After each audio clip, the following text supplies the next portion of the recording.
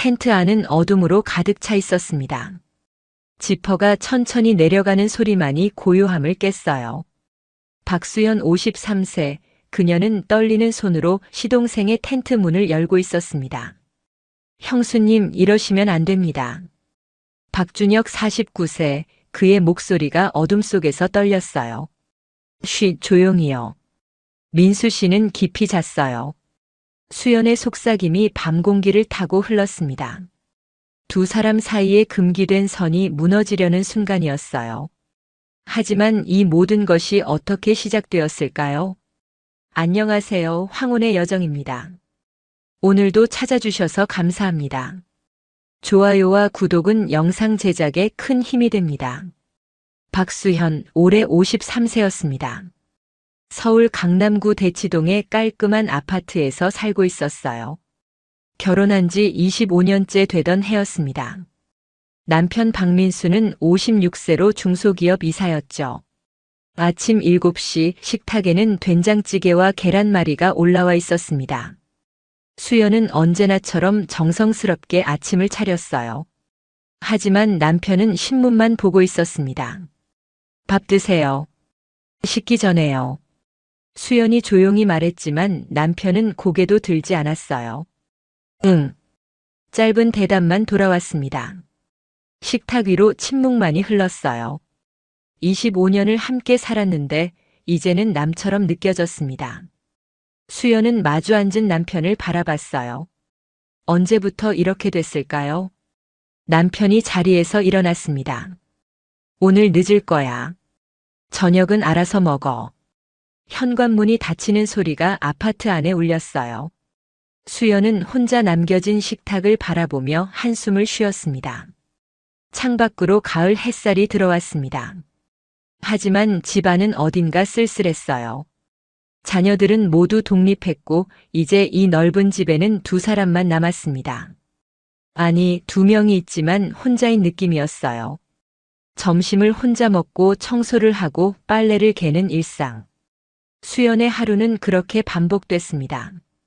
저녁 6시가 되어도 남편은 돌아오지 않았어요. 핸드폰을 받지만 연락도 없었습니다. 혼자 라면을 끓여 먹으며 텔레비전을 켰어요. 드라마 속 주인공들은 사랑하고 다투고 화해했습니다. 수연은 그 모습이 부러웠어요. 우리에겐 언제부터 저런 감정이 없었을까요? 밤 11시 남편이 돌아왔습니다. 술 냄새가 진하게 풍겼어요. 다녀왔어. 그 한마디만 남기고 남편은 바로 침실로 들어갔습니다. 수연은 거실 소파에 앉아 한참을 멍하니 있었어요. 거울을 봤습니다. 53세의 얼굴이 보였어요. 주름이 조금씩 늘었지만 아직은 관리된 피부였습니다. 하지만 눈빛은 생기가 없었어요. 나는 언제부터 이렇게 투명한 존재가 됐을까요? 그렇게 또 하루가 지나갔습니다. 3일 후 추석 명절이었습니다. 수연은 아침부터 부엌에서 음식을 준비하고 있었어요. 전을 부치고 나무를 묻히며 손이 쉴 틈이 없었습니다. 오후 2시쯤 초인종이 울렸어요. 형님, 형수님. 문을 열자 박준혁이 서 있었습니다. 민수의 동생, 올해 49세였죠. 손에는 과일 상자를 들고 있었어요. 어서 와요, 동생. 수연이 웃으며 맞이했습니다. 준혁은 수줍게 웃으며 안으로 들어왔어요. 3년 전 아내를 병으로 잃고 혼자 살고 있었습니다. 명절인데 혼자 있긴 뭐해서요. 준혁의 목소리가 조금 쓸쓸했어요. 수연은 그 목소리에서 외로움을 느꼈습니다. 잘했어요. 가족인데 당연히 함께 있어야죠. 거실에 앉은 준혁을 보며 수연은 준비한 음식을 내왔습니다. 와, 역시 형수님 손맛이에요. 준혁이 감탄하며 전을 집어먹었어요. 그 모습이 왠지 기특했습니다. 남편 민수는 소파에 앉아 텔레비전만 보고 있었어요. 동생이 왔는데도 특별한 반응이 없었습니다. 준혁아 왔냐? 그 한마디뿐이었어요. 형님, 요즘 어떠세요? 준혁이 형을 보며 물었습니다. 뭐 그냥 바쁘지. 너는?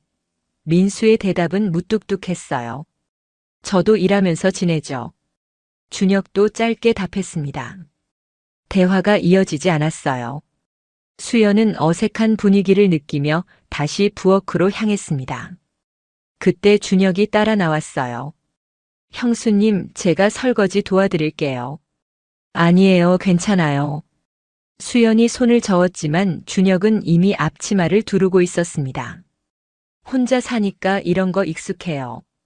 그의 웃음이 따뜻했어요. 둘이 나란히 서서 설거지를 했습니다. 준혁이 그릇을 닦고 수연이 헹구는 모습, 왠지 모르게 편안했어요. 형수님, 요즘 건강하세요? 준혁이 조심스럽게 물었습니다. 네, 뭐 늘 그렇죠. 수연이 대답했지만 목소리에 힘이 없었어요. 준혁은 그 목소리의 의미를 알아챈 듯 했습니다. 형님이 형수님한테 잘해드리나요? 그 질문에 수연의 손이 잠시 멈췄어요. 그냥 평범하게 살죠. 뭐? 수연은 웃으며 대답했지만 그 웃음은 쓸쓸했습니다. 준혁은 더 이상 묻지 않았어요. 하지만 그의 눈빛에는 안타까움이 담겨 있었습니다. 저녁을 함께 먹고 준혁이 돌아가려 할 때였어요. 민수가 불쑥 말했습니다. 야, 준혁아. 형수가 동생 밥 좀 챙겨줄게. 혼자 사니까 걱정이거든. 형님 괜찮아요. 준혁이 손을 저었지만 민수는 이미 결정한 듯 했어요. 수현, 일주일에 한 번 정도 동생 집에 반찬 좀 갖다 줘. 형제인데 뭐. 수연은 남편을 바라봤습니다. 자기한테는 관심도 없으면서 동생은 챙기는 모습. 복잡한 감정이 들었지만 고개를 끄덕였어요. 그래요. 제가 챙겨드릴게요. 준혁이 돌아가고 수연은 설거지를 마저 했습니다. 그날 밤 침대에 누워서도 준혁의 얼굴이 떠올랐어요. 동생이 외로워 보였습니다. 나와 비슷한 외로움이 그의 눈에도 보였어요. 창밖으로 달빛이 들어왔습니다. 수연은 천장을 바라보며 생각했어요. 일주일에 한 번 반찬을 갖다 주는 것쯤이야. 가족인데 당연한 일이죠. 하지만 왜인지 가슴 한쪽이 두근거렸습니다. 그 이유를 아직 몰랐어요. 명절이 지나고 일주일 후였습니다. 수연은 보자기에 반찬을 쌌어요. 된장찌개, 멸치볶음, 시금치나물, 그리고 김치. 정성스럽게 준비한 반찬들이었습니다. 준혁의 오피스텔 주소를 내비게이션에 입력했어요. 상암동이었습니다. 차로 30분 거리였죠. 운전을 하며 수연은 괜히 긴장됐어요. 왜 떨리는 걸까요? 오피스텔 앞에 도착했습니다. 초인종을 눌렀어요. 누구세요? 준혁의 목소리가 인터폰을 타고 흘러나왔습니다. 저예요, 형수. 문이 열렸어요. 엘리베이터를 타고 14층으로 올라갔습니다. 복도를 걷는 동안 심장이 빨리 뛰었어요. 현관문이 열리고 준혁이 나타났습니다. 형수님, 이렇게까지 오시다니요. 반찬 좀 가져왔어요. 수연이 보자기를 건넸습니다. 준혁은 고마워하며 받았어요. 안에 들어오세요. 잠깐 쉬었다 가세요. 집안은 깔끔했지만 어딘가 쓸쓸했습니다. 거실에는 소파 하나와 작은 식탁만 있었어요. 벽에는 아내와 함께 찍은 사진이 걸려 있었습니다. 커피 드릴까요? 준혁이 물었습니다. 네, 감사해요. 수연은 소파에 앉았어요. 준혁이 커피를 타러 주방으로 갔습니다.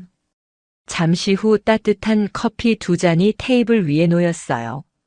형수님 덕분에 집밥 먹는 게 얼마만인지 모르겠네요.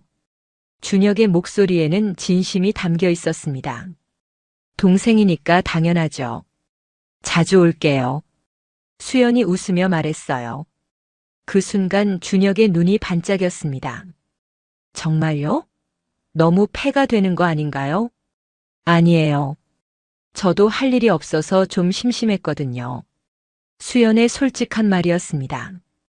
혼자 집에만 있으니 무료했어요. 누군가를 챙긴다는 게 오히려 의미 있게 느껴졌습니다. 그날 오후 두 사람은 1시간 넘게 이야기를 나눴어요. 준혁은 건축 설계 일에 대해 얘기했고 수연은 자녀들 근황을 전했습니다. 대화가 자연스럽게 흘렀어요. 해가 기울 무렵 수연이 자리에서 일어났습니다. 이제 가볼게요. 저녁 준비해야 해서요. 준혁이 현관까지 배웅했어요. 형수님 정말 감사합니다. 다음 주에 또 올게요. 그 말과 함께 수연은 문을 나섰습니다. 엘리베이터 안에서 수연은 자신의 얼굴을 비춰봤어요.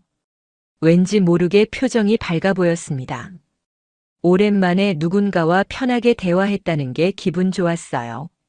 집으로 돌아오는 차 안에서도 준혁의 미소가 떠올랐습니다. 고마워하는 그 눈빛이 마음에 남았어요. 나를 필요로 하는 사람이 있다는 게 이렇게 좋은 일인가요? 집에 도착했을 때 남편은 아직 퇴근하지 않았습니다. 텅 빈 집 안에서 수연은 저녁을 준비했어요. 하지만 오늘은 왠지 기분이 나쁘지 않았습니다. 그날 밤 침대에 누워서도 준혁의 말이 생각났어요. 형수님 덕분에 집밥 먹는 게 얼마만인지 모르겠네요. 그 말이 자꾸 귓가에 맴돌았습니다. 일주일에 한 번. 그 약속이 왠지 기다려졌어요. 그 다음 주도 수연은 준혁의 집을 찾았습니다. 처음에는 일주일에 한 번이었지만 점점 2번, 3번으로 늘어났어요. 핑계는 늘 있었습니다.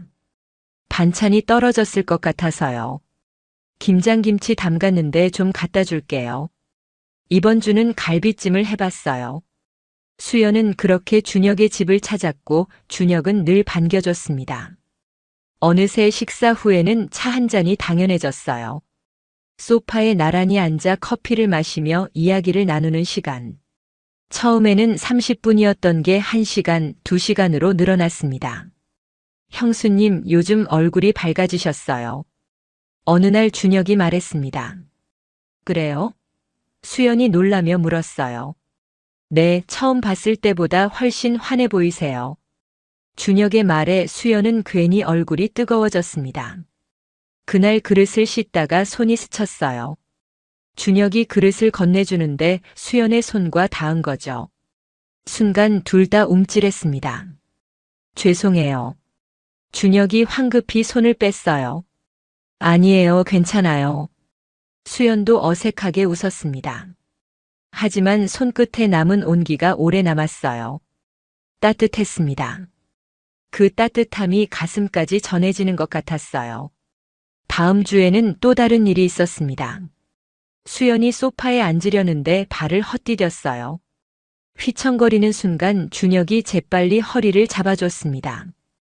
조심하세요. 준혁의 손이 수연의 허리를 감싸고 있었어요. 가까운 거리에서 서로의 숨소리가 들렸습니다. 고마워요. 수연이 말했지만 목소리가 떨렸어요. 준혁도 금방 손을 떼지 못했습니다. 몇 초간의 정적. 두 사람 모두 심장이 빨리 뛰고 있었어요. 저 괜찮으세요? 준혁이 늦게 물었습니다. 네, 괜찮아요. 수연이 물러서며 소파에 앉았어요. 하지만 허리에 남은 그 손길의 감촉이 지워지지 않았습니다. 따뜻하고 단단한 손이었어요. 그날 이후로 뭔가 달라졌습니다. 서로를 보는 눈빛이 조금씩 변하고 있었어요. 수연은 준혁의 집에 갈 때마다 옷차림에 신경을 썼습니다. 예전에는 그냥 편한 옷을 입었는데 이제는 거울 앞에서 고민했어요. 이 옷이 나을까 아니면 저 옷? 립스틱도 바르고 향수도 살짝 뿌렸습니다. 왜 이러는 걸까요? 동생 집에 반찬 갖다 주는 건데. 하지만 마음은 솔직했어요. 준혁이 예뻐 보인다고 말해주길 기대하고 있었습니다. 그리고 어느 날 정말로 그 말을 들었어요. 형수님, 오늘 특별히 예쁘신데요? 준혁이 수연을 보며 말했습니다. 얼굴이 확 환해 보이세요. 수연은 당황하며 웃었어요. 그냥 날씨가 좋아서 기분이 좋나 봐요. 하지만 속으로는 가슴이 두근거렸습니다. 누군가에게 예쁘다는 말을 들은 게 얼마 만인지 기억도 안 났어요. 남편은 몇 년째 그런 말을 하지 않았으니까요. 그날 집에 돌아와서도 기분이 좋았습니다. 거울을 보며 혼자 웃었어요. 53세의 나도 아직 예쁘다고 들을 수 있구나. 하지만 동시에 불안했습니다. 이러면 안 되는 거 아닌가? 동생인데, 시동생인데. 자꾸 신경 쓰이는 이 마음은 뭘까요? 밤에 침대에 누워도 준혁의 목소리가 들렸어요. 오늘 특별히 예쁘신데요? 그 말이 자꾸 반복됐습니다. 수연은 이불을 덮었으며 혼잣말했어요. 이러면 안 돼. 정신 차려. 하지만 마음은 이미 흔들리고 있었습니다. 한 달이 지났습니다. 수연과 준혁의 만남은 이제 일주일에 3번으로 늘어나 있었어요. 반찬을 갖다 주는 것도 이제는 핑계에 가까웠습니다. 어느 목요일 오후였어요. 수연이 반찬통을 들고 준혁의 집에 도착했을 때 준혁이 색다른 제안을 했습니다. 형수님, 오늘은 제가 밥 살게요. 밖에서 먹어요. 밖에서요? 수연이 놀라며 물었어요. 네, 형수님이 늘 저한테만 해주시니까 오늘은 제가 대접하고 싶어요. 준혁의 눈빛이 진지했습니다. 수연은 잠시 망설였어요. 둘이서 밖에 나가는 거잖아요. 이러면 안 되는 거 아닌가? 하지만 결국 고개를 끄덕였습니다. 그래요. 그럼 뭐 가벼운 걸로 먹어요. 두 사람은 근처 조용한 카페로 갔습니다. 창가 자리에 앉았어요. 밖으로는 가을 단풍이 물들어가고 있었습니다. 브런치 세트를 주문했어요. 음식이 나오기를 기다리는 동안 대화가 시작됐습니다. 형수님, 형님은 요즘 어떠세요? 준혁이 조심스럽게 물었어요. 수연은 커피잔을 돌리며 대답했습니다. 뭐, 그냥 바쁘시죠. 늘 그렇듯이요. 목소리에 힘이 없었어요. 준혁은 그 목소리의 의미를 알았습니다. 형님이 형수님한테 잘해주시나요? 그 질문에 수연은 입술을 깨물었어요. 대답하기 어려운 질문이었습니다. 평범하게 살아요. 그냥요. 하지만 그 평범함 속에 외로움이 숨어 있었어요. 형수님. 준혁이 수연의 눈을 바라보며 말했습니다. 형수님은 평범하게 사실 분이 아닌데요. 그 말에 수연의 가슴이 철렁했어요. 무슨 말이에요? 수연이 떨리는 목소리로 물었습니다. 형수님은 특별하세요. 늘 다른 사람 챙기고 배려하시고. 그런데 정작 자신은 챙기지 않으시잖아요. 준혁의 말이 가슴 깊이 박혔습니다. 아무도 그런 말을 해준 적이 없었어요. 남편은 당연하다는 듯 모든 걸 받기만 했고 자녀들도 엄마니까 당연하다 여겼습니다. 저는 그냥. 수연이 말을 잇지 못했어요. 눈가가 촉촉해졌습니다. 형수님도 사랑받아야 해요. 준혁의 목소리가 조용히 울렸습니다. 두 사람은 한참을 말없이 앉아 있었어요. 창밖의 단풍이 바람에 흔들렸습니다. 음식이 나왔지만 둘 다 포크를 들지 못했어요. 형수님, 혹시 힘드시면 언제든 연락하세요. 제가 들어드릴게요. 준혁이 수연의 손을 살짝 건드렸습니다. 테이블 위로 스친 손끝. 고마워요, 동생. 수연이 작게 웃었어요. 하지만 그 웃음 뒤에는 복잡한 감정이 숨어 있었습니다. 이 남자가 왜 이렇게 다정할까요? 왜 내 마음을 흔들까요? 카페에서 나올 때 수연은 차에 올라타며 생각했어요. 오늘은 특별한 날이었다고. 누군가에게 특별하다는 말을 들은 날. 집으로 돌아오는 길 핸들을 잡은 손이 떨렸습니다. 가슴이 두근거렸어요. 53세의 나이에 이런 설렘을 느끼다니. 이러면 안 되는데. 하지만 멈출 수 없었습니다. 마음은 이미 움직이고 있었으니까요. 11월이 되었습니다. 날씨가 추워지면서 수연과 준혁의 만남은 더 자주 있었어요. 이제는 반찬을 핑계 삼지도 않았습니다. 그냥 보고 싶어서 만났어요. 남편 민수는 여전히 바빴습니다. 회식도 잦았고 주말에도 골프를 나갔어요. 수연은 그게 오히려 다행이라고 생각했습니다. 준혁을 만날 시간이 생겼으니까요. 어느 금요일 저녁이었어요. 오늘 민수 씨 회식이래. 동생 집 좀 다녀올게. 수연이 남편에게 말했습니다. 그래, 조심해서 다녀와. 남편은 무심하게 대답했어요. 준혁의 집에 도착했을 때 시간은 저녁 7시였습니다. 문이 열리고 준혁이 나타났어요. 형수님 기다렸어요. 그의 미소가 따뜻했습니다. 안으로 들어가니 식탁에 음식이 차려져 있었어요. 오늘은 제가 준비했어요. 라면이지만요. 준혁이 쑥스럽게 웃었습니다. 두 사람은 마주 앉아 라면을 먹었어요. 간단한 식사였지만 묘하게 행복했습니다. 맛있어요. 수연이 웃으며 말했어요. 형수님이 먹으니까 더 맛있는 것 같아요. 준혁의 대답이었습니다. 식사 후 둘은 소파로 자리를 옮겼어요. 텔레비전을 켰지만 집중하지 않았습니다. 서로의 존재만으로 충분했어요. 형수님. 준혁이 조용히 불렀습니다. 네. 수연이 고개를 돌렸어요. 요즘 저 이상해요. 그 말에 수연의 심장이 빨라졌습니다. 왜요?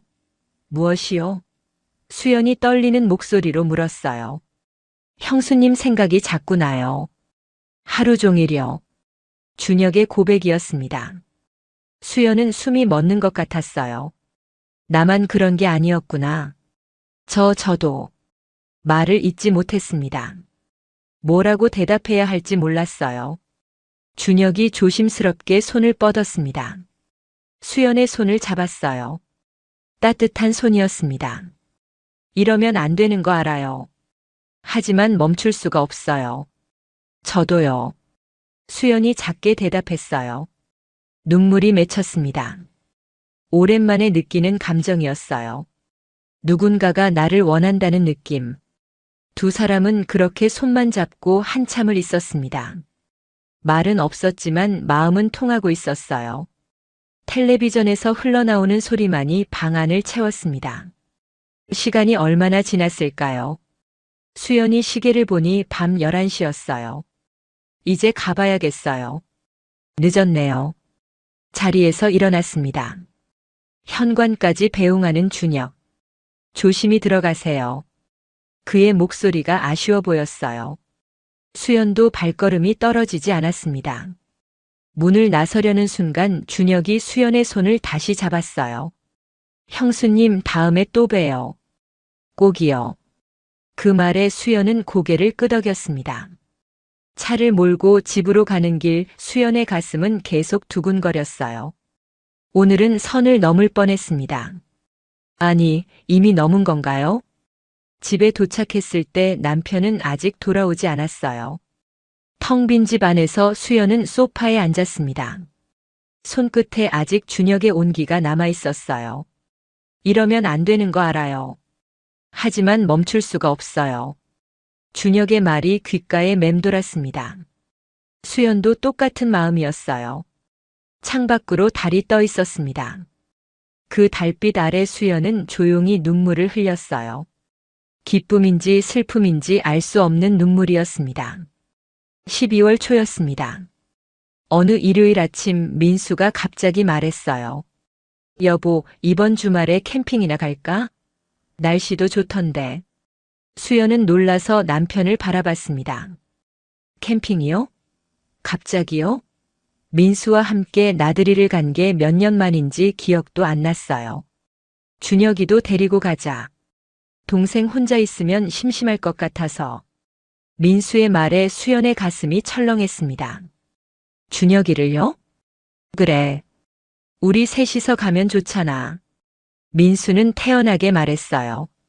하지만 수연의 심장은 빠르게 뛰고 있었습니다. 준혁과 함께 1박 2일을요? 그날 저녁 준혁에게 문자를 보냈어요. 동생, 이번 주말에 캠핑 가자는데 시간 괜찮아요? 잠시 후 답장이 왔습니다. 좋아요, 형수님. 형님이 제안하신 거예요? 네, 우리 셋이서 가재요. 수연이 답장을 보냈지만 손이 떨렸어요. 1박 2일 동안 준혁과 함께. 설렘과 불안이 교차했습니다. 그 주 내내 수연은 마음이 복잡했어요. 거울을 보며 무슨 옷을 입을지 고민했습니다. 캠핑인데 너무 꾸미면 이상하잖아요. 하지만 준혁 앞에서 예쁘게 보이고 싶었어요. 결국 깔끔한 청바지와 베이지색 니트를 골랐습니다. 화장도 얇게 했어요. 자연스러우면서도 관리된 모습. 거울 속 자신을 보며 수연은 한숨을 쉬었습니다. 내가 지금 뭐 하는 거지? 남편이랑 가는 캠핑인데 왜 다른 남자를 생각하는 거야? 하지만 마음은 솔직했어요. 준혁이 보고 싶었습니다. 금요일이 되었어요. 캠핑 준비를 위해 수연과 준혁이 마트에 함께 갔습니다. 민수는 회사 일이 있다며 먼저 가지 못했어요. 장바구니를 밀며 나란히 걷는 두 사람. 삼겹살은 3kg 정도면 될까요? 수연이 물었습니다. 충분할 것 같아요. 저는 형수님 음식이면 뭐든 좋아요. 준혁이 웃으며 답했어요. 야채 코너에서 상추를 고를 때였어요. 수연이 손을 뻗는데 준혁도 같은 상추를 잡았습니다. 손이 닿았어요. 둘 다 움찔했지만 금방 떼지 않았습니다. 죄송해요. 준혁이 먼저 손을 빼며 말했어요. 아니에요, 괜찮아요. 수연도 어색하게 웃었습니다. 하지만 손끝에 남은 감촉이 사라지지 않았어요. 계산을 마치고 주차장으로 향할 때 준혁이 조심스럽게 말했습니다. 형수님, 이번 캠핑이 기대돼요. 왜요? 수연이 물었어요. 형수님이랑 오래 시간을 보낼 수 있잖아요. 준혁의 말에 수연은 얼굴이 뜨거워졌습니다. 하지만 민수 씨도 함께 있는데요. 그래도 좋아요. 형수님 곁에 있는 것만으로도요. 차에 올라타서도 그 말이 계속 맴돌았어요. 형수님 곁에 있는 것만으로도요. 수연은 핸들을 잡은 손에 힘을 주었습니다. 이번 주말 무슨 일이 생길까요? 토요일 아침 9시. 차 2대가 집 앞에서 만났습니다. 민수의 차와 준혁의 차. 우리가 먼저 갈게. 따라와. 민수가 창문을 내리며 말했어요. 수연은 민수의 조수석에 앉았습니다. 짐은 뒷좌석에 가득했어요. 텐트, 침낭, 식재료들. 준혁의 차가 뒤를 따랐습니다. 1시간 반을 달려 경기도 가평의 캠핑장에 도착했어요. 강 옆에 위치한 한적한 곳이었습니다. 11월 초라 사람도 많지 않았어요. 여기다. 민수가 강변이 보이는 자리를 가리켰습니다. 세 사람은 짐을 내리기 시작했어요. 텐트를 설치하고 타프를 치고 의자를 펼쳤습니다. 형수님은 쉬세요. 저희가 할게요. 준혁이 말했지만 수연도 거들었어요. 괜찮아요. 같이 하는 게 빠르죠. 내 손이 움직이며 캠핑장이 완성됐습니다. 텐트는 2개였습니다. 민수와 수연의 텐트 하나, 준혁의 텐트 하나. 약 5m 정도 떨어진 거리였어요. 수연은 준혁의 텐트를 힐끗 바라봤습니다. 저녁 때까지 시간이 있었어요. 민수가 제안했습니다. 나는 좀 쉴게. 너희 둘이 산책이라도 다녀와. 피곤하더라. 민수는 의자에 앉아 모자를 눌러쓰고 눈을 감았어요. 순식간에 코를 골기 시작했습니다. 수연과 준혁은 서로를 바라봤어요. 산책하실래요? 준혁이 조심스럽게 물었습니다. 그래요. 강변을 좀 걸어볼까요? 수연이 고개를 끄덕였어요. 두 사람은 나란히 강변을 걸었습니다. 11월의 바람이 차가웠어요. 수연이 살짝 몸을 움츠렸습니다. 추우세요? 준혁이 물었어요. 괜찮아요. 수연이 웃으며 답했지만 준혁은 자신의 점퍼를 벗었습니다. 이거 입으세요. 안 그러면 감기 걸려요. 형수님. 아니에요. 그럼 동생이 추울 텐데. 수연이 손을 저었지만 준혁은 이미 수연의 어깨에 점퍼를 걸쳐주고 있었어요. 저는 더워서 괜찮아요. 진짜예요. 준혁의 점퍼에서 그의 체온이 느껴졌습니다. 향기도 났어요. 수연은 가슴이 두근거렸습니다. 고마워요, 동생. 강물이 흐르는 소리만 들렸어요. 하늘은 맑았고 구름 한 점 없었습니다. 여기 참 좋네요. 수연이 말했어요. 그러게요. 형수님이랑 함께여서 더 좋은 것 같아요. 준혁의 말에 수연은 그를 바라봤습니다. 준혁도 수연을 보고 있었어요. 시선이 마주쳤습니다. 몇 초간의 침묵이 흘렀어요. 형수님. 준혁이 조용히 불렀습니다. 네. 수연의 목소리가 떨렸어요. 저 형수님한테 하고 싶은 말이 있는데요. 그때였습니다. 멀리서 민수의 목소리가 들렸어요. 야, 너희 어디 갔어? 두 사람은 화들짝 놀라며 뒤를 돌아봤습니다. 민수가 손을 흔들고 있었어요. 형님이 부르시네요. 준혁이 아쉬운 표정으로 말했습니다. 가봐야겠어요. 수연도 고개를 끄덕였어요. 하지만 마음은 복잡했습니다. 준혁이 무슨 말을 하려던 걸까요? 돌아오는 길 두 사람은 말이 없었어요. 하지만 서로의 마음을 알고 있었습니다. 오늘 밤 무슨 일이 벌어질지도 모른다는 걸. 해가 지기 시작했습니다. 민수가 숯불을 피우고 수연이 고기를 꺼냈어요. 준혁은 야채를 씻었습니다. 세 사람의 협업으로 저녁 준비가 시작됐어요. 불판 위로 삼겹살이 올라갔습니다. 지글지글 소리와 함께 고소한 냄새가 퍼졌어요. 민수가 소주병을 땄습니다. 오늘은 실컷 마시자. 내일 집 가면 되니까.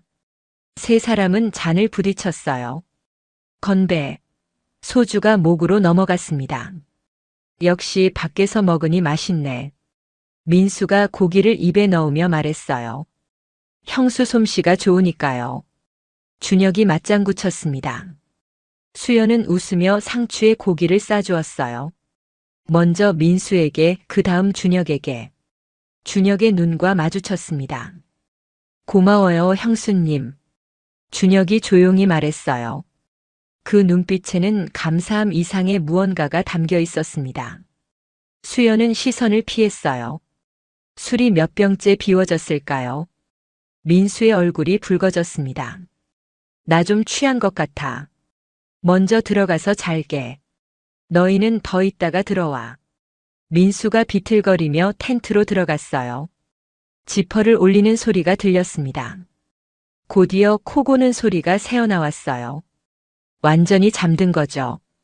모닥불 앞에 수연과 준혁만 남았습니다. 11월의 밤 공기는 차가웠지만 불은 따뜻했어요.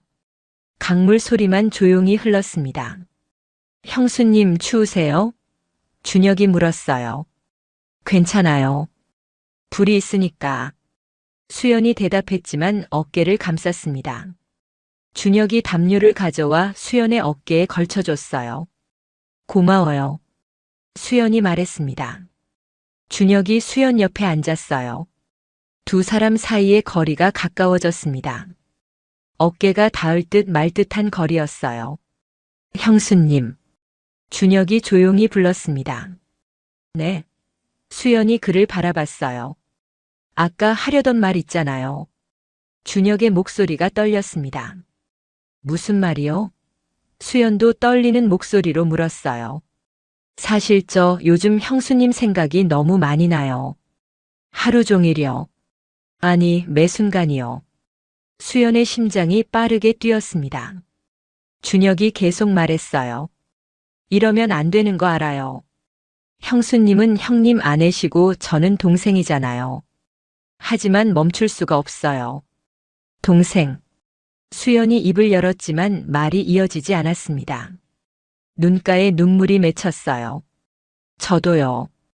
저도 그래요. 정말요? 준혁이 놀라며 수연을 바라봤습니다.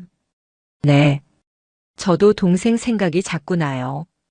이러면 안 되는데, 멈춰야 하는데. 안 돼요. 준혁이 조심스럽게 수연의 손을 잡았어요. 따뜻한 손이었습니다. 형수님, 저 미쳤나 봐요. 지금 형님은 저기 주무시고 계시는데 이런 말을 하다니. 수연도 준혁의 손을 꽉 잡았습니다. 저도 미쳤어요. 25년을 함께 산 남편이 있는데 다른 남자를 생각하다니. 눈물이 흘러내렸어요. 형수님, 울지 마세요. 준혁이 수연의 눈물을 닦아줬습니다. 손가락이 볼을 따라 부드럽게 움직였어요. 수연은 눈을 감았습니다. 그 순간이었어요. 준혁의 입술이 수연의 이마에 닿았습니다. 조심스러운 키스였어요.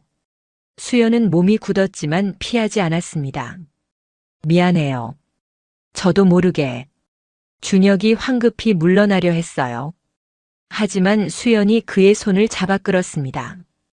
괜찮아요. 괜찮아요, 동생. 두 사람은 서로를 바라봤어요. 모닥불이 얼굴을 붉게 물들이고 있었습니다. 시간이 멈춘 것 같았어요. 형수님, 저 오늘 밤 못 참을 것 같아요. 준혁의 고백이었습니다. 형님한테 정말 죄송하지만 저도요. 수연도 솔직하게 대답했어요. 그렇게 두 사람은 모닥불 앞에서 한참을 앉아 있었습니다. 손을 잡고 어깨를 기대고 말은 없었지만 마음은 통하고 있었어요.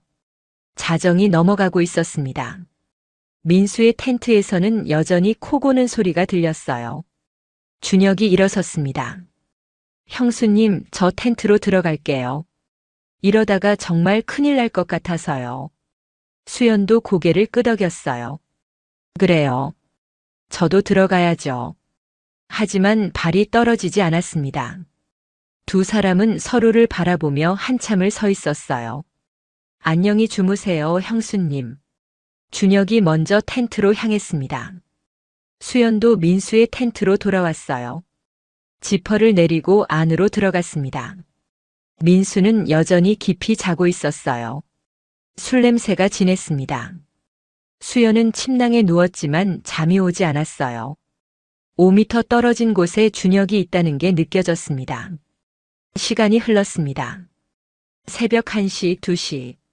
수연은 뒤척이며 천장을 바라봤어요. 준혁도 자지 못하고 있을까요? 그리고 새벽 2시 30분. 수연은 결심했습니다. 수연은 조용히 일어났습니다. 민수는 여전히 코를 골며 자고 있었어요. 술에 완전히 취한 상태였습니다. 흔들어도 깰 것 같지 않았어요. 침낭에서 빠져나왔습니다. 패딩을 걸치고 텐트 지퍼에 손을 댔어요. 천천히, 아주 천천히 지퍼를 내렸습니다. 소리가 나지 않게 조심했어요. 밖으로 나왔습니다. 11월의 새벽 공기가 차갑게 피부를 스쳤어요. 모닥불은 꺼져 있었습니다. 하늘에는 별이 가득했어요. 수연은 준혁의 텐트를 바라봤습니다. 5미터 거리. 짧으면 짧고 멀면 먼 거리였어요. 한 걸음 한 걸음 다가갔습니다. 텐트 앞에 섰어요. 손이 떨렸습니다. 이러면 안 돼. 돌아가야 해. 머리로는 알고 있었어요. 하지만 마음은 이미 결정했습니다. 지퍼에 손을 댔어요. 천천히 내렸습니다. 소리가 텐트 안으로 전해졌을 거예요. 움직이는 기척이 들렸습니다. 형수님? 준혁의 목소리가 어둠 속에서 들렸어요. 놀란 목소리였습니다. 수연은 대답 대신 텐트 안으로 들어갔어요.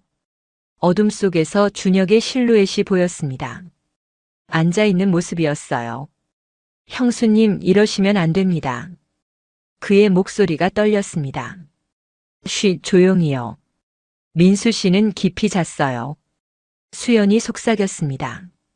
지퍼를 다시 올렸어요. 완전히 닫혔습니다. 이제 둘만의 공간이었어요.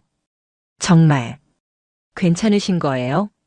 준혁이 떨리는 목소리로 물었습니다. 수연은 그에게 다가가 앉았어요. 손을 뻗어 그의 얼굴을 만졌습니다. 한 번만이라도 여자로 느끼고 싶어요. 수연의 고백이었습니다. 남편한테는 오래전부터 그냥 가사 도우미였어요. 여자로 대해준 적이 없어요. 준혁의 손이 수연의 손을 감쌌습니다.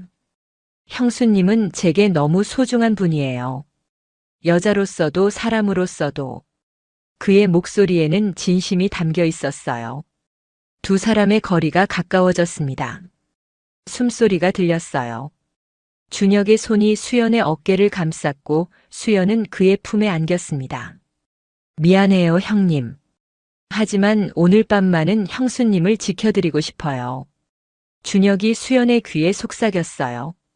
수연은 눈을 감았습니다. 그날 밤 금기된 선이 무너졌습니다. 텐트 안은 어둠으로 가득했지만 두 사람의 체온이 공간을 채웠어요. 조심스러운 손길, 떨리는 숨소리, 그리고 억눌렀던 감정의 폭발. 오랜만에 수연은 여자로 느껴졌습니다. 누군가가 자신을 원한다는 것, 사랑받는다는 것. 25년 만에 처음 느끼는 감정이었어요.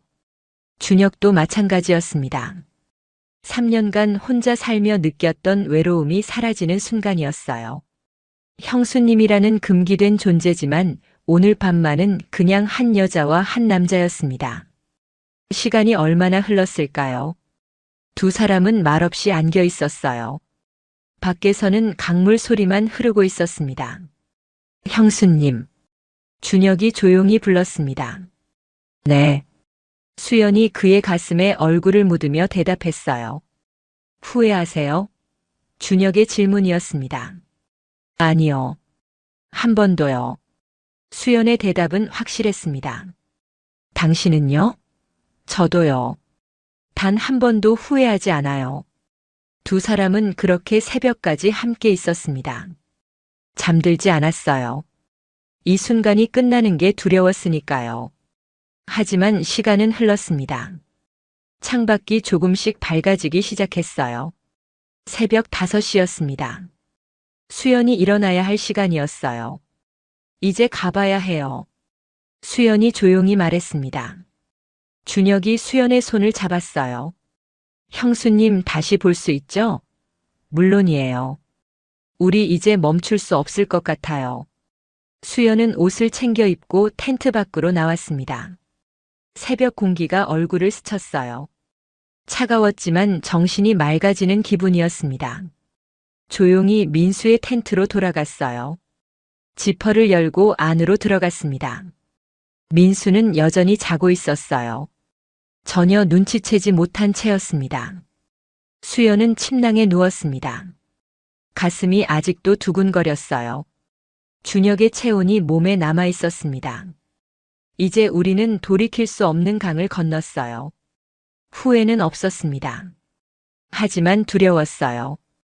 이제 어떻게 되는 걸까요? 아침 7시. 민수가 먼저 일어났습니다. 머리가 아프다고 투덜거리며 텐트 밖으로 나갔어요. 수연도 따라 나왔습니다. 잘 잤어? 민수가 물었어요. 네, 잘 잤어요. 수연이 대답했지만 목소리가 떨렸습니다. 다행히 민수는 눈치채지 못했어요. 준혁의 텐트 지퍼가 열렸습니다. 준혁이 나왔어요. 형님, 형수님. 안녕하세요. 인사를 했지만 수연과 눈을 마주치지 못했습니다. 야, 잘 잤냐? 민수가 동생에게 물었어요. 네, 잘 잤습니다. 준혁의 대답도 어색했습니다. 수연은 재빨리 아침 준비를 시작했어요. 라면을 끓이고 김치를 꺼냈습니다. 손이 떨려서 냄비를 잡기가 힘들었어요. 지난밤의 기억이 자꾸 떠올랐습니다. 세 사람이 돗자리에 둘러앉아 아침을 먹었어요. 민수는 아무것도 모른 채 라면을 후루룩 먹었습니다. 역시 밖에서 먹으니 맛있네. 수연과 준혁은 거의 말이 없었어요. 가끔 눈이 마주쳤지만 금방 피했습니다. 공기가 이상했지만 민수는 느끼지 못했어요. 식사 후 짐을 정리했습니다. 텐트를 걷고 침낭을 말고 의자를 접었어요. 세 사람이 움직였지만 어색함은 계속됐습니다. 차에 짐을 실을 때였어요. 준혁과 수연이 같은 짐을 잡았습니다. 손이 스쳤어요. 둘 다 전기에 감전된 듯 움찔했습니다. 괜찮으세요? 준혁이 조용히 물었어요. 네, 괜찮아요. 수연이 고개를 끄덕였습니다. 눈빛으로 서로의 마음을 확인했어요. 집으로 돌아가는 차 안. 수연은 창밖을 바라봤습니다. 지난밤의 일이 꿈만 같았어요. 정말 일어난 일일까요? 하지만 몸에 남은 감촉이 그게 현실이었다고 말해줬습니다. 준혁의 따뜻한 손길, 부드러운 속삭임. 모두 생생했어요. 집에 도착했습니다. 준혁이 먼저 인사했어요. 형님, 형수님. 즐거웠습니다. 또 가요. 민수가 웃으며 대답했습니다. 그래, 다음에 또 가자. 수연은 준혁을 바라봤어요. 준혁도 수연을 보고 있었습니다. 말없는 대화가 오갔어요. 다시 만나자는 약속이었습니다. 준혁의 차가 떠났습니다. 수연은 그 차가 보이지 않을 때까지 서 있었어요. 가슴이 텅 빈 것 같았습니다. 집 안으로 들어왔어요. 민수는 바로 소파에 누워버렸습니다. 피곤하다며 눈을 감았어요. 수연은 짐을 정리하며 생각했습니다.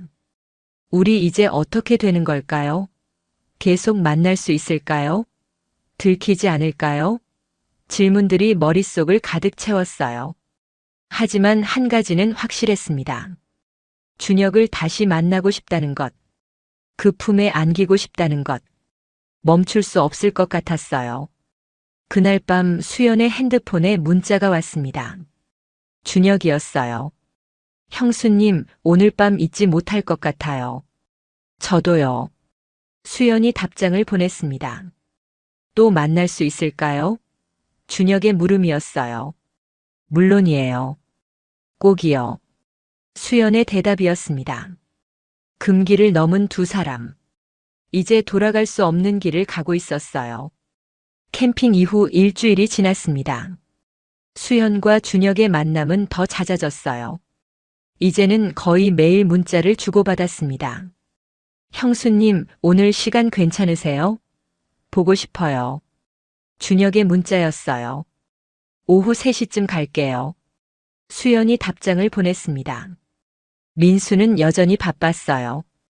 회사 일로 늦게 들어오는 날이 많았습니다. 주말에도 골프 약속이 있었어요. 수연에게는 오히려 다행이었습니다. 준혁의 집은 이제 익숙했어요. 초인종을 누르면 준혁이 바로 문을 열어줬습니다. 기다렸어요, 형수님. 그의 미소가 따뜻했어요. 안으로 들어가면 늘 커피 향이 퍼져 있었습니다. 준혁이 미리 준비해둔 거죠. 소파에 나란히 앉아 대화를 나눴어요. 하지만 대화만으로는 부족했습니다. 금방 손을 잡게 됐고 어깨가 닿았어요. 그리고 자연스럽게 입술이 닿았습니다. 형수님, 보고 싶었어요. 준혁이 수연을 안으며 속삭였어요. 저도요. 너무 보고 싶었어요. 수연도 그의 품에 안겼습니다. 시간 가는 줄 몰랐어요. 2시간, 3시간이 순식간에 지나갔습니다. 수연은 시계를 보며 자리에서 일어났어요. 이제 가봐야 해요. 아쉬워요. 조금만 더 있다 가면 안 될까요? 준혁이 수연의 손을 잡았습니다. 안 돼요. 너무 오래 있으면 의심받을 수 있어요. 알아요. 하지만 헤어지기가 너무 힘들어요. 준혁의 목소리에 아쉬움이 가득했습니다. 수연도 마찬가지였어요. 하지만 조심해야 했습니다. 현관까지 배웅하는 준혁. 조심히 들어가세요. 문자할게요. 네, 동생도 건강하세요. 수연이 손을 흔들며 나왔어요. 엘리베이터를 타고 내려오는 동안 가슴이 두근거렸습니다. 준혁의 체온이 아직 몸에 남아 있었어요. 오늘도 행복한 시간이었습니다. 하지만 불안도 컸어요. 언제까지 이렇게 숨어 다닐 수 있을까요? 들키지 않을까요? 집으로 돌아가는 차 안에서 수연은 핸들을 잡은 손에 힘을 주었습니다. 조심해야 해. 절대 들키면 안 돼. 집에 도착했을 때 민수는 아직 퇴근하지 않았어요. 다행이었습니다. 수연은 서둘러 샤워를 했어요. 준혁의 향기를 지워야 했습니다. 저녁을 준비하며 핸드폰을 확인했어요. 준혁에게서 문자가 와 있었습니다. 무사히 도착하셨어요? 네, 걱정 마세요. 수연이 답장을 보냈어요. 오늘도 행복했어요. 형수님. 준혁의 문자였습니다. 저도요. 늘 고마워요. 수연의 답장이었어요. 밤 9시 민수가 돌아왔습니다. 다녀왔어. 피곤하다. 인사도 제대로 하지 않고 침실로 들어갔어요. 수연은 안도의 한숨을 쉬었습니다. 그날 밤 침대에 누워서도 준혁 생각뿐이었어요. 내일도 만날 수 있을까요? 모레는요? 계속 이렇게 만날 수 있을까요? 불안했지만 멈출 수 없었습니다. 준혁 없는 일상은 상상할 수 없었어요. 그가 주는 사랑이 너무 소중했습니다. 그렇게 위험한 일상이 계속됐습니다. 수연과 준혁은 일주일에 서너 번씩 만났어요. 때로는 준혁의 집에서, 때로는 외곽의 조용한 모텔에서. 들킬까 조마조마하면서도 만남을 멈출 수 없었습니다. 사랑이 깊어질수록 위험도 커지고 있었어요. 12월 중순이었습니다. 어느 수요일 저녁 민수가 일찍 퇴근했어요. 평소보다 2시간이나 빨랐습니다. 여보 왔어. 민수가 현관문을 열고 들어왔습니다. 수연은 놀라서 부엌에서 나왔어요. 어머, 오늘 일찍 오셨네요. 회의가 취소돼서. 민수가 소파에 앉으며 말했습니다. 그런데 어디 갔다 온 거야? 차가 없던데. 네. 수연이 당황했어요. 아, 동생 집에 반찬 좀 갖다 줬어요. 목소리가 조금 떨렸습니다. 또, 요즘 자주 가는 것 같은데. 민수의 눈빛이 날카로워졌어요. 거의 매일 나가던데? 동생이 혼자 사니까요. 반찬도 해주고 청소도 도와주고 그래요. 수연이 애써 태연하게 대답했습니다. 그래. 민수는 더 이상 묻지 않았어요. 하지만 눈빛이 달라져 있었습니다. 수상하다는 표정이었어요. 그날 밤 수연은 잠을 이루지 못했습니다. 민수가 의심하기 시작한 걸까요? 들킨 걸까요? 불안이 밀려왔어요. 다음 날 준혁에게 문자를 보냈습니다. 동생, 남편이 의심하는 것 같아요. 조심해야겠어요. 곧 답장이 왔습니다. 걱정하지 마세요. 당분간 만남을 줄일까요? 아니요. 보고 싶어요. 수연의 솔직한 마음이었습니다. 하지만 조심은 해야 해요. 알겠습니다. 더 조심할게요. 며칠 후 금요일 저녁이었어요. 수연이 준혁의 집에 있을 때였습니다. 소파에 나란히 앉아 대화를 나누고 있었어요. 그때 현관문 소리가 들렸습니다. 열쇠로 문을 여는 소리. 두 사람은 얼어붙었어요. 민수였습니다. 야, 준혁아. 형이다. 민수의 목소리가 현관에서 들렸습니다. 수연은 순간 심장이 멈추는 줄 알았어요. 준혁이 재빨리 일어났습니다. 형님, 갑자기 웬일이세요? 목소리를 최대한 태연하게 만들었어요. 수연은 황급히 주방으로 피했습니다. 그릇을 씻는 척했어요. 손이 떨려서 그릇을 제대로 잡을 수가 없었습니다. 서류 놓고 가서 가져가려고. 민수가 거실로 들어왔어요. 그때 주방에서 수연이 나왔습니다. 어머, 여보. 웬일이에요? 수연이 최대한 자연스럽게 웃었습니다. 반찬 좀 갖다 주려고 왔는데. 그래. 민수가 수연을 빤히 쳐다봤어요. 오래 있었어? 아니요, 방금 왔어요. 수연이 거짓말을 했습니다. 그런데 차가 아래층 주차장에 있던데. 1시간 전부터. 민수의 말에 수연은 숨이 막혔어요. 침묵이 흘렀습니다. 공기가 무거워졌어요. 준혁이 끼어들었습니다. 형님, 형수님이 청소도 도와주시고 빨래도 개주셨어요. 시간이 좀 걸렸죠. 민수는 두 사람을 번갈아 쳐다봤습니다. 뭔가 이상하다는 표정이었어요. 하지만 확신은 없는 듯 했습니다. 그래. 나 서류 찾아야 하는데 어디 뒀더라. 민수가 준혁의 서재로 향했어요. 잠시 두 사람만 남았습니다. 위험했어요. 준혁이 작은 목소리로 속삭였습니다. 알아요. 가슴이 아직도 두근거려요. 수연이 대답했어요. 민수가 서류를 찾아 나왔습니다. 찾았다. 나 먼저 갈게. 당신도 집에 가. 늦었어. 수연에게 말했어요. 네, 지금 갈게요. 수연이 가방을 챙겼습니다. 준혁에게 눈빛으로 인사하고 민수를 따라 나왔어요. 엘리베이터 안은 침묵이 흘렀습니다. 민수가 입을 열었어요. 요즘 동생이랑 자주 보는 것 같은데. 뭔가 있는 거 아니야? 무슨 말씀이세요? 동생인데요. 수연이 황급히 부인했습니다. 가족이잖아요. 챙겨주는 게 당연하죠. 그냥 느낌이 이상해서. 민수가 수연을 빤히 쳐다봤어요. 너무 자주 만나는 거 아닌가 싶어서. 신경 쓰지 마세요. 그냥 동생 밥 챙겨주는 거예요. 수연이 태연하게 대답했지만 식은땀이 흘렀습니다. 집에 도착했어요. 수연은 바로 침실로 들어가 문을 닫았습니다. 가슴을 쓸어내렸어요. 오늘 정말 큰일 날 뻔했습니다. 핸드폰에 준혁의 문자가 왔어요. 괜찮으세요? 형님이 의심하시는 것 같아요. 수연이 답장을 보냈습니다. 저도 그렇게 느꼈어요. 조심해야겠어요. 당분간 만남을 줄여야 할까요? 준혁의 물음이었습니다. 수연은 한참을 고민했어요. 그리고 답장을 보냈습니다. 아니요. 만나요.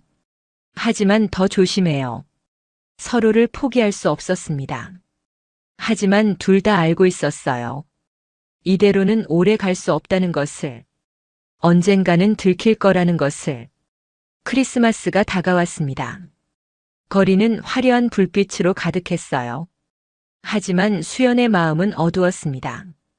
민수의 의심은 계속됐어요. 어디 가냐고 물어보고 몇 시에 돌아오냐고 확인했습니다. 핸드폰도 자주 쳐다봤어요. 준혁과의 만남은 더 조심스러워졌습니다. 일주일에 한두 번으로 줄었어요. 그나마도 시간을 짧게 가져야 했습니다. 형수님, 이렇게 숨어 다니는 게 맞는 걸까요? 어느 날 준혁이 물었습니다. 둘은 외곽의 조용한 카페에 앉아 있었어요. 저도 모르겠어요. 수연이 커피잔을 돌리며 대답했습니다. 하지만 당신을 포기할 순 없어요. 저도요. 형수님 없는 삶은 상상할 수 없어요. 준혁이 수연의 손을 잡았습니다. 하지만 이대로는 안 되잖아요. 그럼 어떻게 해야 하죠? 수연이 눈물을 글썽이며 물었어요. 이혼할까요? 정식으로 만날까요? 준혁은 대답하지 못했습니다. 그것도 쉬운 일이 아니었어요. 형과 형수의 이혼, 그리고 둘의 재결합. 세상이 용납하지 않을 일이었습니다. 조금만 더 생각해봐요. 방법이 있을 거예요. 준혁이 수연을 위로했지만 목소리에 확신은 없었어요. 그날 밤 집에 돌아온 수연은 거울을 봤습니다.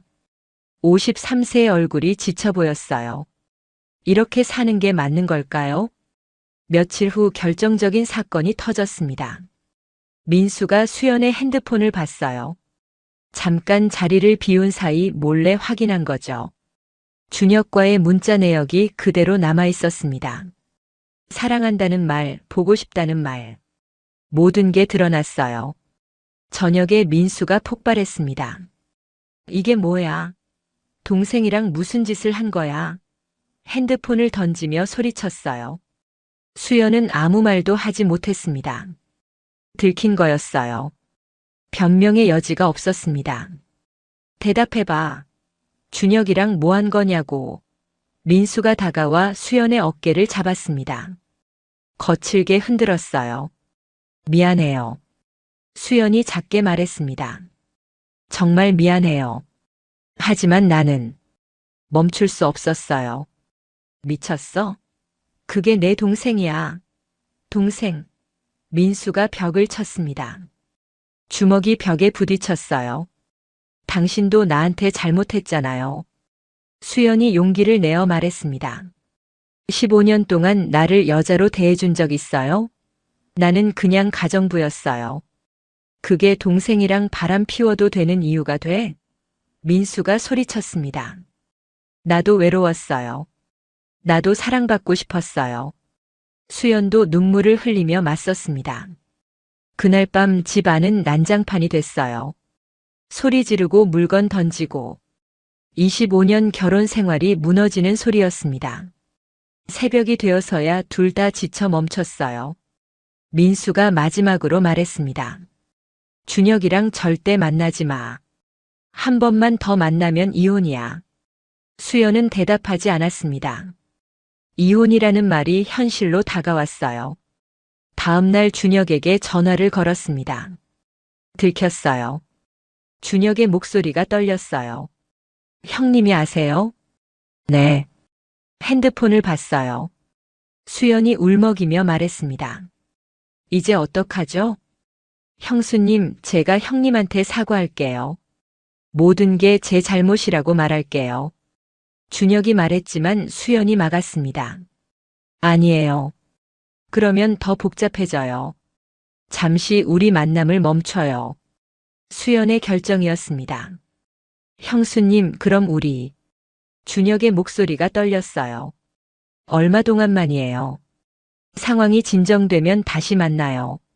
수연이 약속했습니다. 하지만 둘 다 알고 있었어요. 이게 끝일 수도 있다는 것을. 한 달이 지났습니다. 수연과 준혁은 만나지 못했어요. 문자도 전화도 하지 않았습니다. 완전한 단절이었어요. 민수는 수연을 감시했습니다. 어디 가는지 확인하고 핸드폰도 수시로 체크했어요. 수연은 집에만 있었습니다. 창밖을 바라보며 준혁을 생각했어요. 지금 뭐 하고 있을까요? 나를 그리워하고 있을까요? 눈물이 흘렀습니다. 1월이 되었어요. 어느 추운 겨울날 아침 수연의 핸드폰에 문자가 왔습니다. 준혁이었어요. 형수님, 저 이사 가요. 부산으로요. 회사에서 발령이 났어요. 수연은 핸드폰을 떨어뜨릴 뻔했습니다. 부산이요? 언제요? 황급히 답장을 보냈어요. 다음 주요. 형수님, 떠나기 전에 한 번만 만날 수 있을까요? 수연은 고민했습니다. 민수가 알면 큰일이었어요. 하지만 마지막이라면 준혁을 보내기 전에 한 번만.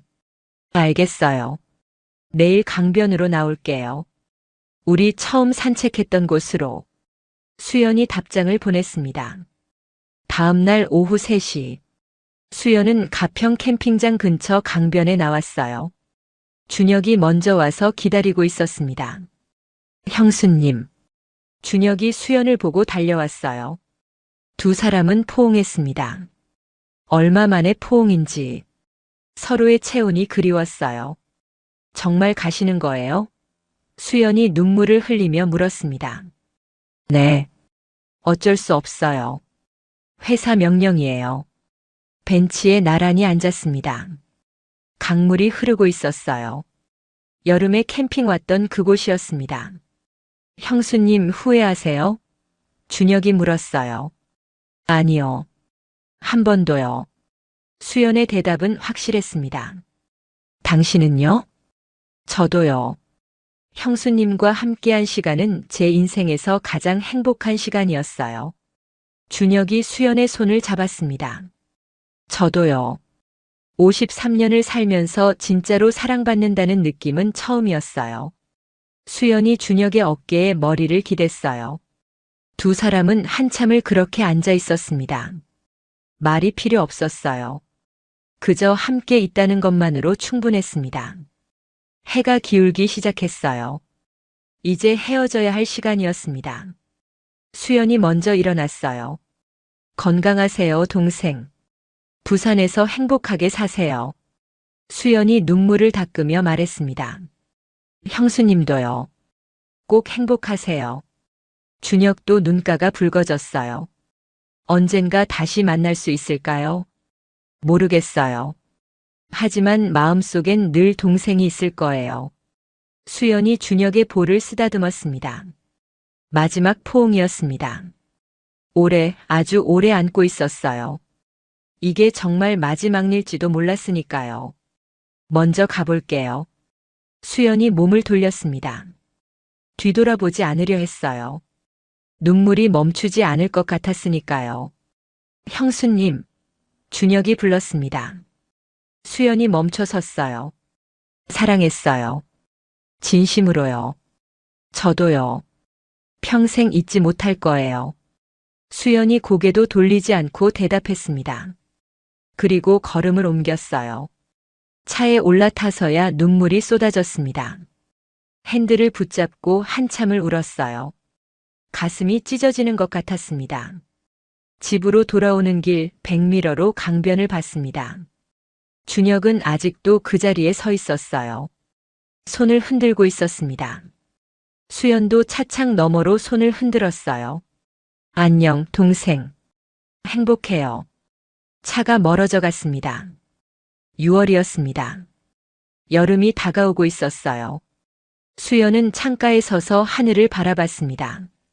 준혁이 떠난 지 반년이 지났어요. 그동안 연락은 없었습니다. 서로를 위해 거리를 둔 거죠. 민수와의 관계는 예전으로 돌아갔습니다. 아니, 더 써먹해졌어요. 대화는 거의 없었고 각자의 삶을 살았습니다. 하지만 수연은 달라져 있었어요. 예전처럼 투명한 존재가 아니었습니다. 자신을 사랑하게 됐어요. 거울을 보며 생각했습니다. 나도 한때는 누군가에게 설레게 했던 여자였어. 사랑받을 자격이 있는 사람이었어. 준혁과의 시간이 주었던 선물이었습니다. 여자로서의 자신을 되찾은 거죠. 비록 금기된 사랑이었지만 후회는 없었어요. 어느 날 민수가 말했습니다. 준혁이가 부산에서 이직한대. 서울로 다시 올라온다더라. 수연의 심장이 빨리 뛰었어요.